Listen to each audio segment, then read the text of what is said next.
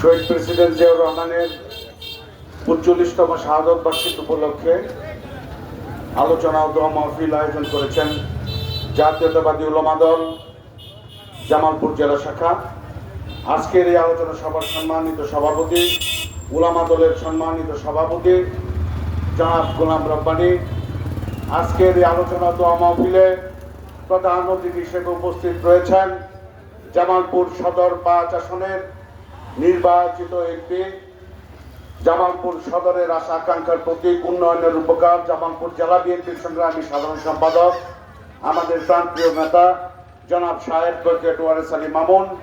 উপস্থিত রয়েছেন শহর বিএনপির সংগ্রামী সভাপতি, জেলা বিএনপির সহসভাপতি জনাব লিয়াকত আলী।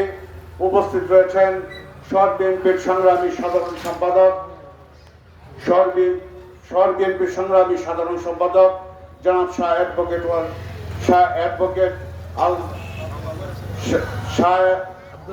শাহ আব্দুল্লাহ মাসুদ সহ উপস্থিত ওলামা দলের সম্মানিত নেতৃবৃন্দ।